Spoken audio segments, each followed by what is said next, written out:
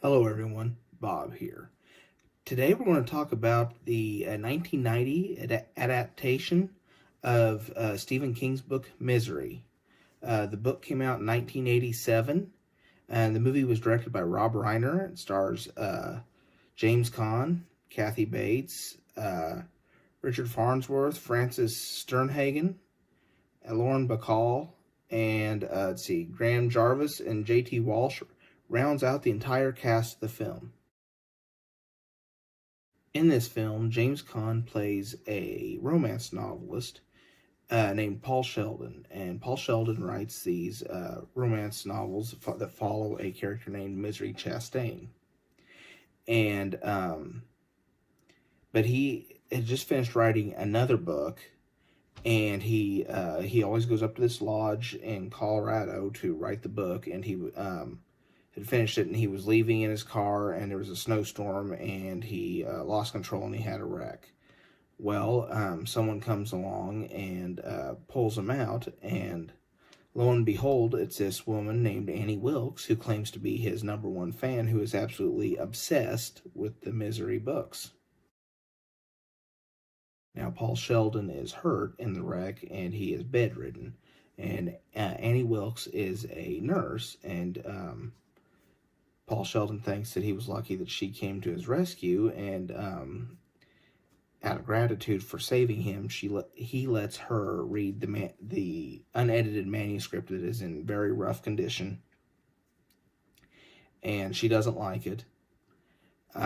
She even makes him burn it, and in another scene, she reads the latest Misery book, and she finds out that he killed off the Misery Chastain character, and she totally flips out over it. And at the end of that scene, she reveals that no one knows that he's there, because she had been telling him that she had made phone calls, and that they were going to send help as soon as the roads opened. Paul Sheldon's agent, played by Lauren Bacall, calls the local sheriff, and he's investigating the disappearance. They eventually do find his overturned car, and they believe he's dead, but Richard Farnsworth goes around looking for him. He eventually goes to the Wilkes farm, and he hears Paul Sheldon make some noise, and then, of course, Annie Wilkes kills the sheriff because she can't have any witnesses. During the film, Paul Sheldon manages to figure out how to get out of his room, and he tries to get supplies, and there's one place where he tries to drug Annie, and to be able to get away, and of course nothing goes right for him, and eventually he's healing, and he's building enough strength to where he might be able to fight back. And eventually he does, and there is a big showdown at the end. He manages to kill Annie, and I'm assuming he's rescued. It doesn't show that part, but yeah, he's rescued. And at the end of the movie, he's at a restaurant 9 months later talking to his publicist, and one of the waitresses stops him and tells him that she's his #1 fan. Interestingly enough, there were several people that were offered the role of Paul Sheldon. William Hurt was offered the role twice. Kevin Kline, Michael Douglas, Harrison Ford, Dustin Hoffman, Robert De Niro, Al Pacino. Many others were offered the role, but they all turned it down.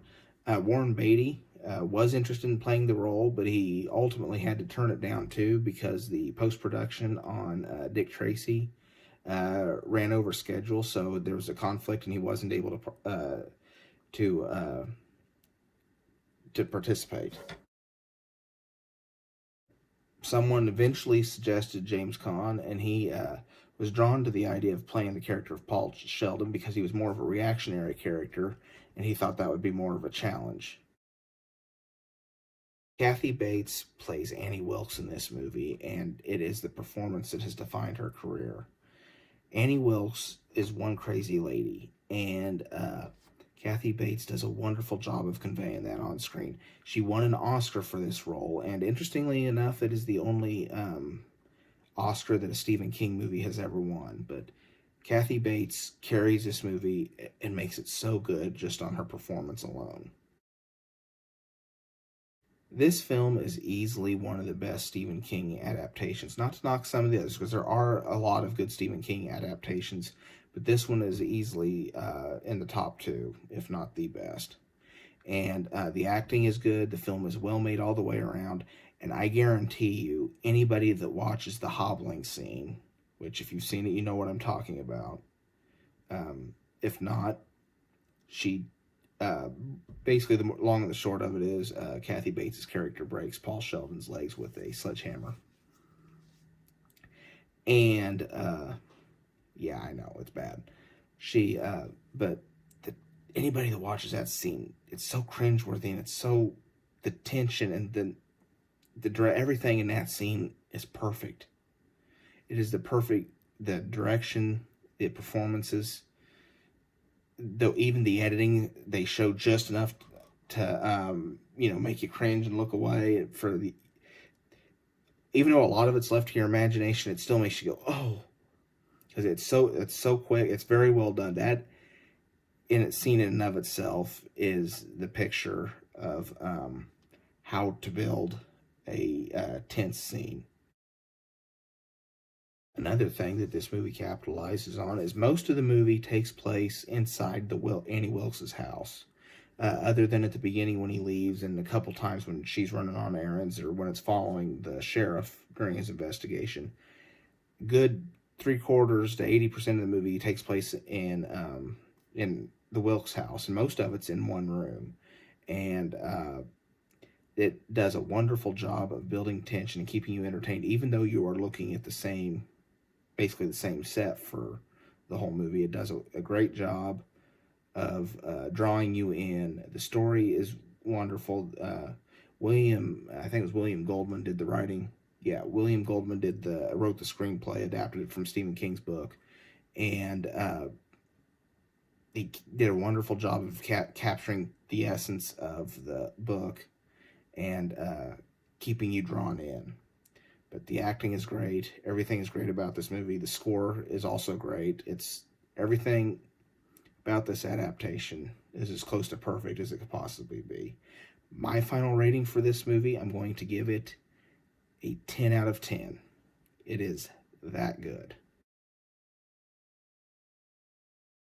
Well, guys, that's all I've got for this video. Thank you so much for watching. If you enjoyed this video, please give it a like. Please consider subscribing to this channel. I try to have new content daily.